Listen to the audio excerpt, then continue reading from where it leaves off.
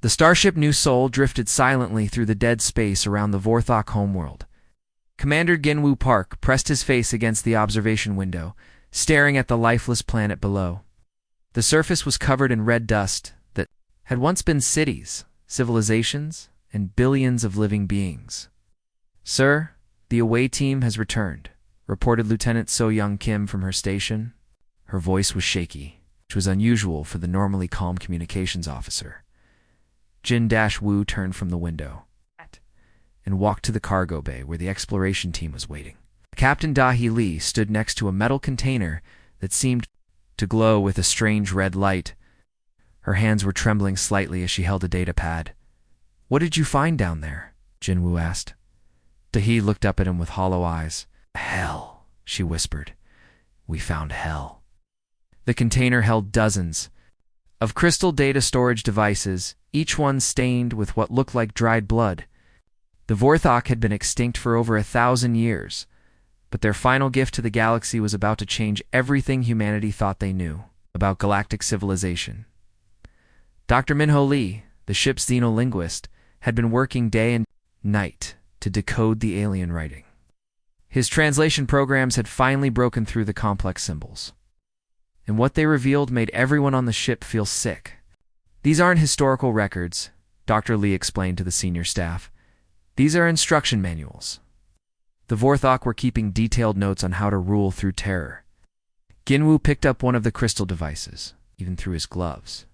It felt cold and wrong. "Show us what they say." The holographic display filled the room with images that no human was prepared to see. The hegemony of scales had detailed records of 17 different species they had completely wiped out. Each file contained population numbers, weapon effectiveness ratings, and timetables for total extermination. They had turned genocide into a science.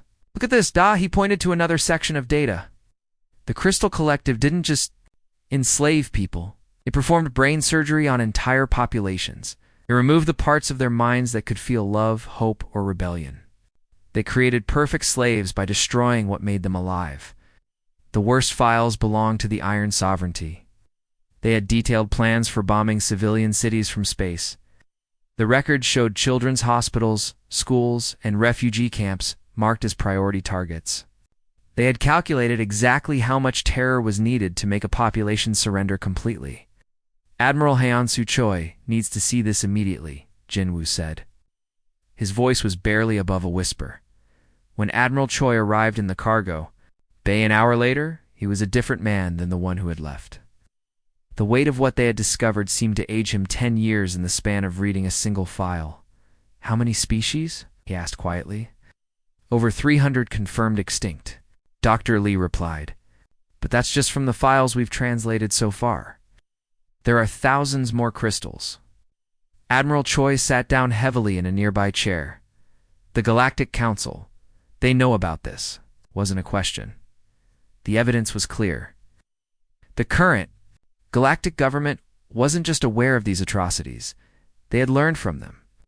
The peaceful civilization that had invited humanity to join them was built on a foundation of unimaginable cruelty.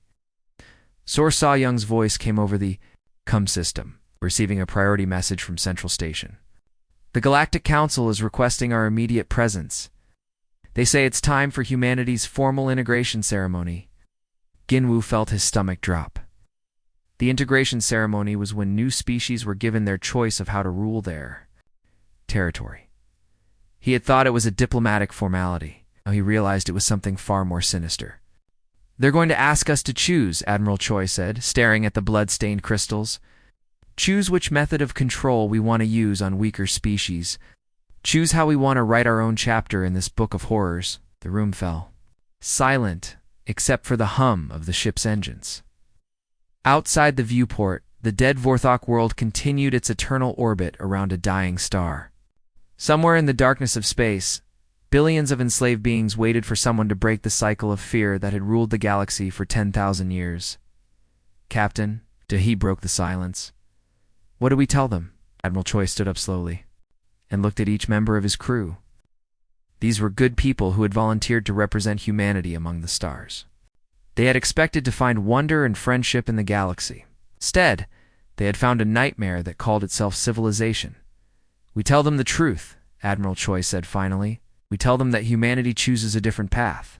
As that new soul prepared to jump to hyperspace toward Central Station, Ginwoo couldn't help but wonder if humanity was strong enough to stand against 10,000 years of institutionalized evil.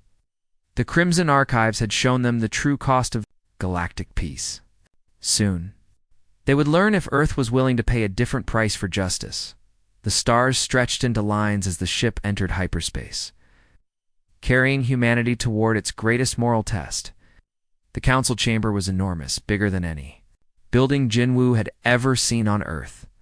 The walls were made of living crystal that pulsed with a soft blue light, and the ceiling stretched so high it disappeared into darkness. 12 massive thrones sat in a circle around the center of the room, each one designed to intimidate anyone who stood before them. Admiral Haeon-soo Choi walked slowly to the center of the chamber. His simple Earth uniform looked tiny compared to the elaborate decorations worn by the alien council members. Behind him, Commander Jinwoo Park and Captain Dahi Lee tried to keep their faces calm. But inside they felt sick knowing what these creatures had done. The largest throne belonged to Supreme Chancellor Vexamor of the Hegemony of Scales. He was 3 times the size of a human, covered in armor-like scales that gleamed under the chamber lights. When he smiled, rows of razor-sharp teeth filled his mouth like a nightmare. "Welcome, humans," Vexamor's voice boomed through translation.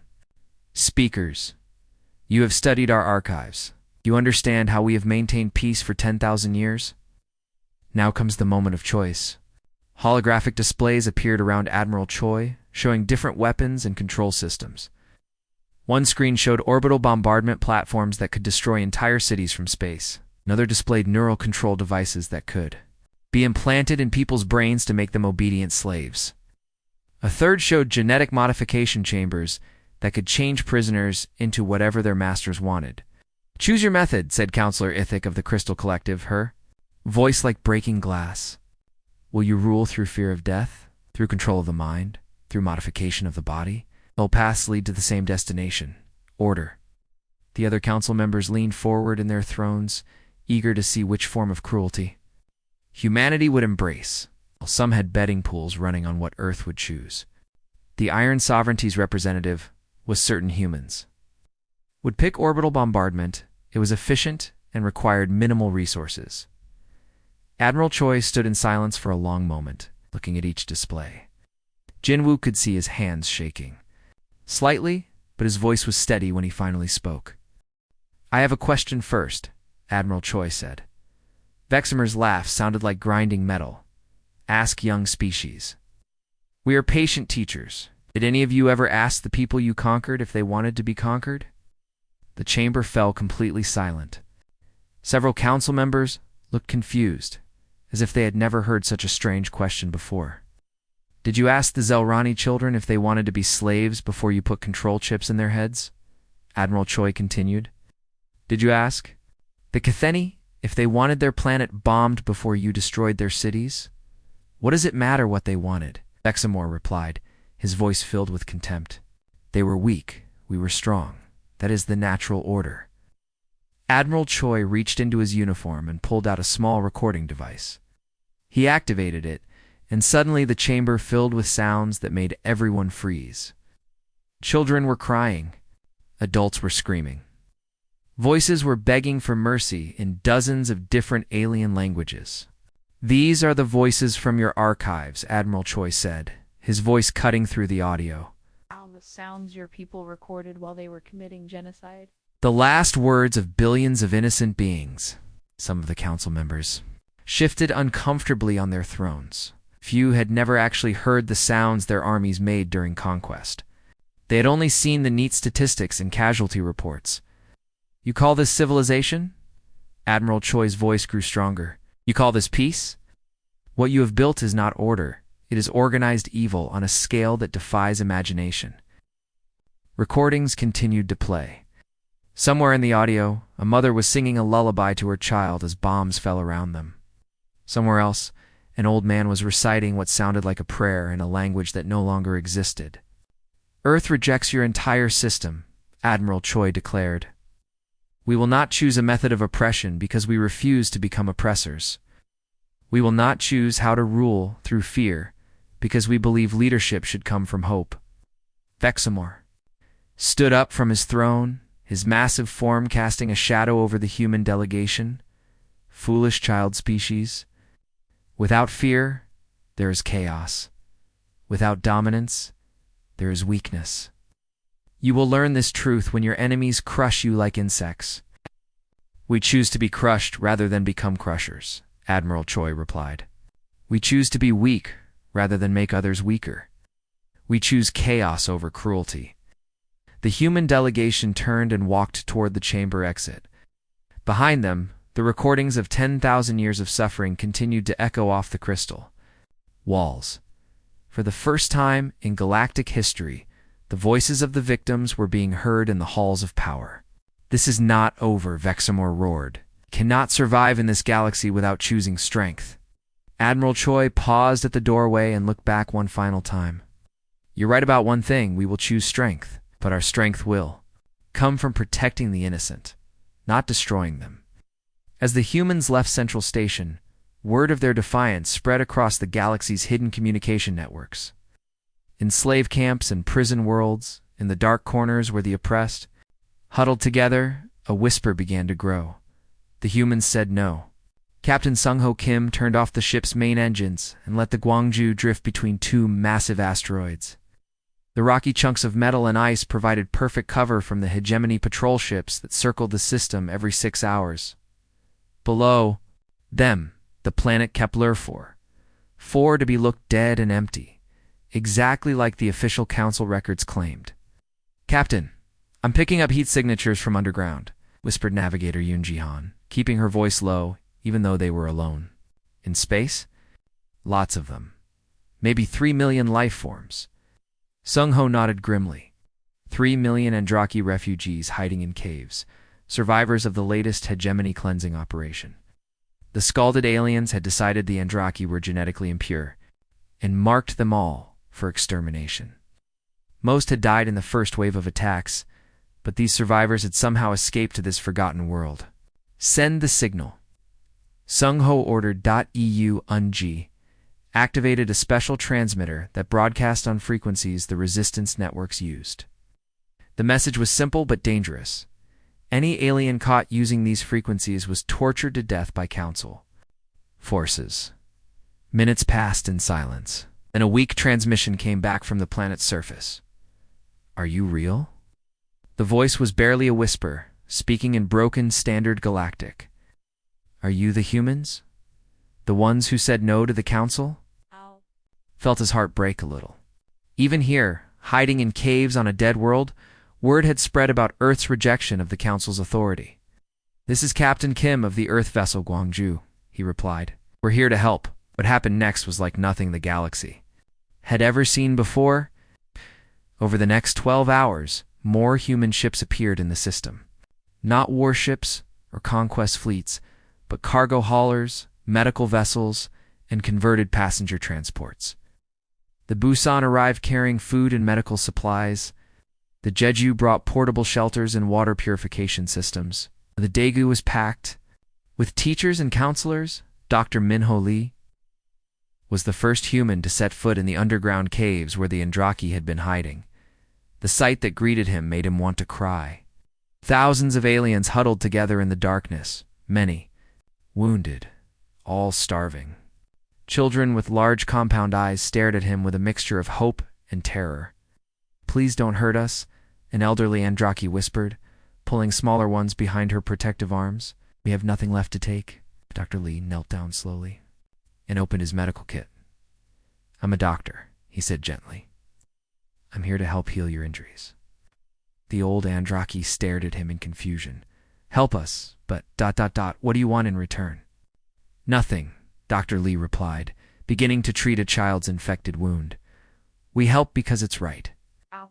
This conversation was repeated thousands of times across the underground complex. Engineer Yujin Park worked alongside Andraki technicians to repair their failing life support systems, never asking for payment or favors. Lieutenant Borshin organized food distribution, making sure the youngest and weakest were fed first. But the humans didn't just provide emergency aid. They brought something far more dangerous to the established galactic order. They brought hope. "We've prepared new worlds for your people," Captain Kim explained to the Andraki Council of Elders. "Planets outside council space with full atmospheric processors and agricultural equipment, clean air, fresh water, fertile soil." Elder Jikdel, her chitinous face scarred from hegemony torture devices, couldn't understand what she was hearing. "But what do you want from us? What will we owe you?" "Nothing," Captain Kim replied. "We're not offering you slavery with better conditions.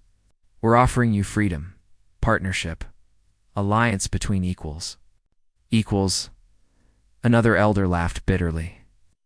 "We are insects compared to the great species. The council has told us this for centuries." Lieutenant Colonel Bior Shin stepped forward. She had arrived on the second wave of rescue ships, and her uniform bore the insignia of Earth's liberation forces. "The council lied to you," she said firmly. "Every sapient being has value. Every thinking creature deserves dignity. The hegemony convinced you that you were worthless because they needed you to believe it. Fear only works if the victims accept their fear." Over the following days, as the massive evacuation continued, something remarkable happened. The Andraki began to remember who they had been before the oppression. They shared stories of their culture, their art, their scientific achievements. They had once been explorers and philosophers, not the cowering refugees the hegemony had made them into.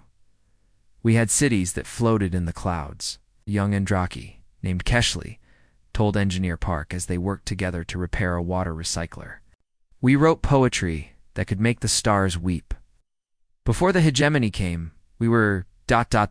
we were beautiful." "You're still beautiful," Park replied. "The hegemony can destroy cities and kill bodies, but they can't destroy who you really are inside."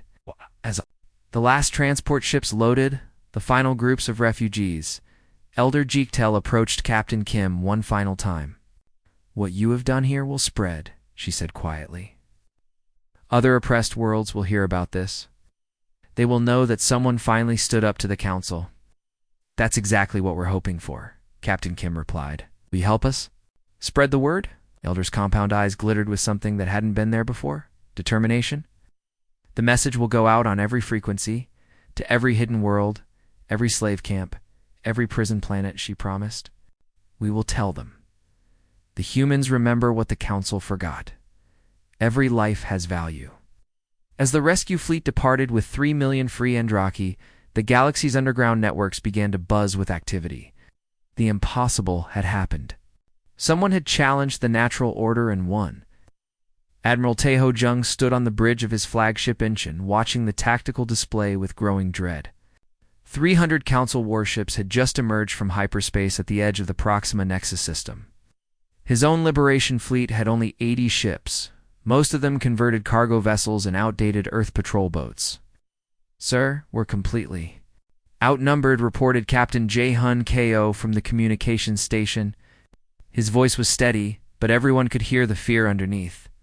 "Numbers don't always decide battles," Admiral Jung replied, though he wasn't sure he believed his own words. The Council fleet was massive, bristling with weapons that could crack planets in half. "Commander." Hyjin Park looked up from her sensor readings with horror in her eyes. "Admiral, the Council ships are doing something strange. They're positioning civilian transports directly in front of their warships." The tactical display showed the truth clearly. Supreme Chancellor Veximer had brought thousands of his own people. As human shields, passenger ships full of hegemony civilians floated helplessly between the human fleet and the Council's weapons. "We're receiving a transmission from Veximer," Captain Ko announced.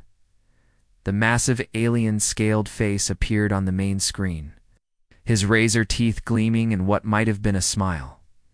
"Admiral Jung of the pathetic human fleet, you see our formation. Any attack you make will kill millions of innocent civilians. Surrender now, or their blood will be on your hands."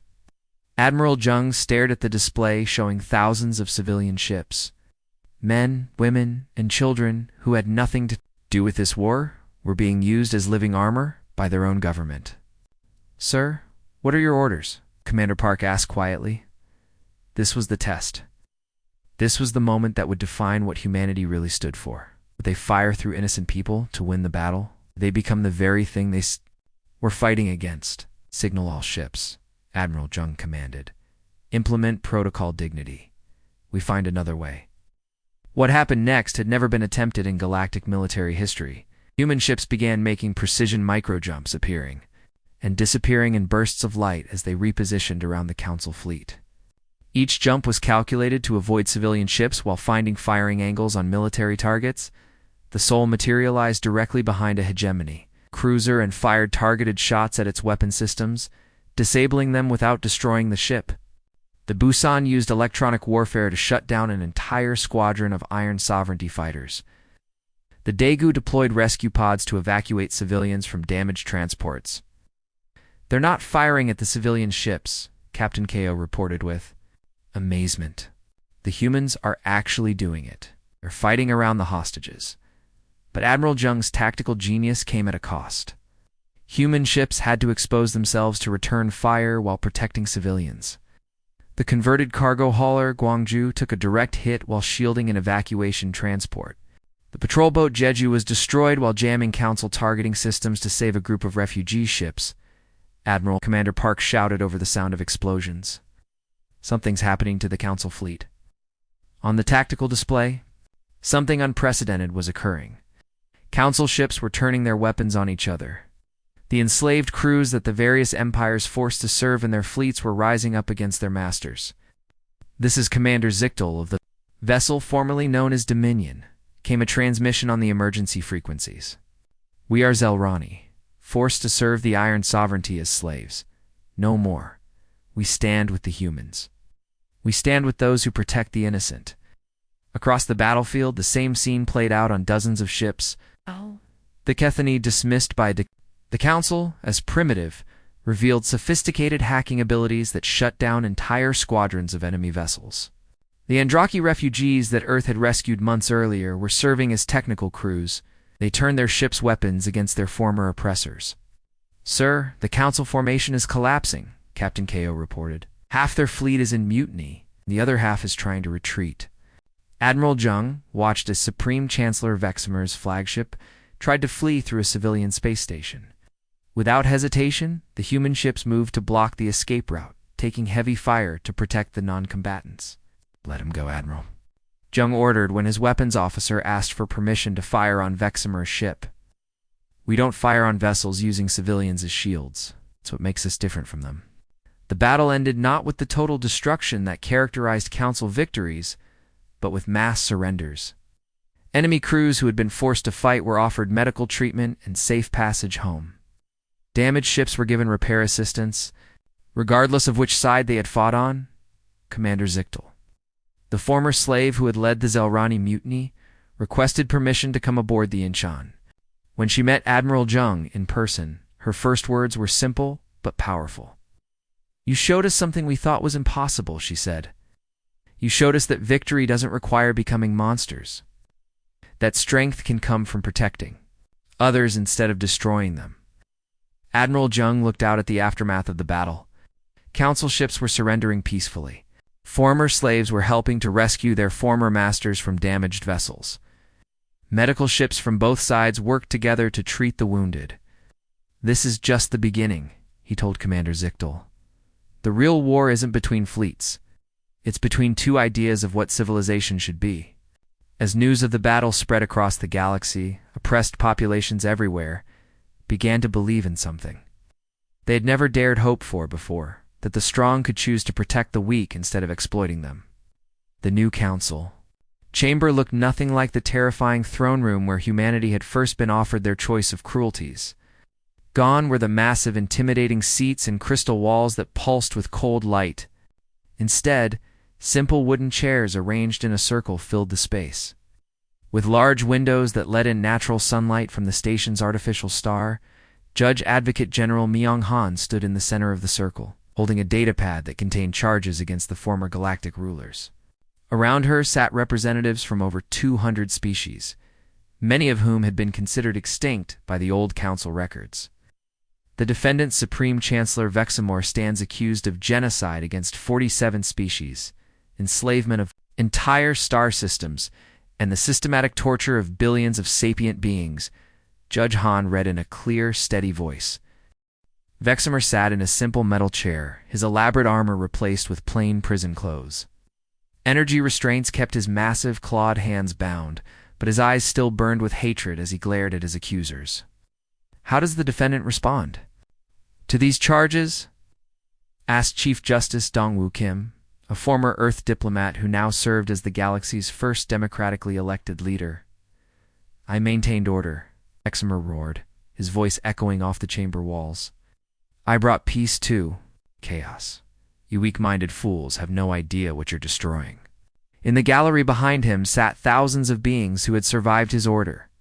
Former slaves, torture victims, and refugees from worlds he had destroyed.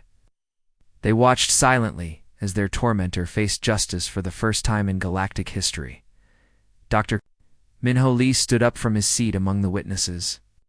He had been treating trauma victims for months and had heard stories that would give anyone nightmares. Your Honor, I would like to present testimony from the survivors, as Dr. Lee said. What followed was 6 hours of the most heartbreaking testimony ever recorded. Kaishli, the young Andraki, who had once told Engineer Park about her people's floating cities, spoke about watching her entire family die in a hegemony bombing raid. Commander Zichtel described decades of forced labor in council shipyards, where workers who collapsed from exhaustion were simply thrown out airlocks. But perhaps the most powerful moment came when Elder Zichtel, the old Andraki who had first met Captain Kim in the underground caves, approached the witness stand. She moved slowly, her body still bearing scars from hegemony torture devices. I want to speak not about what was done to us, she said in a voice that barely rose above a whisper, but about what the humans showed us was possible. The chamber fell completely silent. For 1,000 years, we believed that the strong must crush the weak. We believed this because it was the only reality we had ever known. The hegemony told us we were worthless, and we believed them because they had the power to make it seem true. Elder Geektel turned to look directly at Vexamore. Then came beings who had power and chose not to use it to hurt others. The humans could have become just another empire of fear. Instead, they chose to be protectors. They showed us that strength can come from lifting others up instead of pushing them down. Vexamore laughed, a sound like grinding stone. Sentiment. Weakness. Your precious humans will learn the truth when real enemies come for them. Real enemies? President Kim stood up from his chair. You mean enemies like you? Enemies who bomb children's hospitals and turn torture into an art form? We've already faced the worst enemies this galaxy had to offer, and we defeated them, without becoming them. The trial continued for 8 months. Unlike the summary executions and mass purges that had marked every previous change of galactic government, every defendant received legal representation. Every charge was carefully examined. Every victim who wanted to speak was given time to tell their story. When the verdicts finally came, they reflected humanity's commitment to justice over revenge. Vexamore and the other war criminals were sentenced to life imprisonment on rehabilitation worlds, where they would spend their remaining years working to repair some of the damage they had caused. Their home planets were offered reconstruction aid rather than punishment. The most remarkable moment came during the closing ceremony. When the old Crimson archives were finally destroyed, Captain Dahi Lee, who had first discovered the blood-stained records on the dead Vorthok world, personally carried them to the station's fusion reactor. These records of horror have no place in our new galaxy, she announced. Let them be consumed by fire so that something better can take their place. Their place, workers installed the Charter of Sapient Rights, carved into white stone with letters of pure gold. The document's first words would be memorized by school. Children, across the galaxy, all sapient beings are born free and equal in dignity and rights. As the ceremony concluded, former Ambassador Crystal, once a slave, now representing the Outer Rim Coalition, gave the final address. She stood where Supreme Chancellor Vexamore had once delivered death sentences to entire species. For 10,000 years, galactic history was written in blood by those who ruled through fear. she said, her voice carrying to every corner of the chamber and beyond to countless worlds. Today, we begin writing a new history, one written in hope by those who choose justice over power. The applause that followed could be heard throughout the station. Outside the windows, ships from hundreds of worlds waited to carry the news home. The age of fear was over. The age of justice had begun.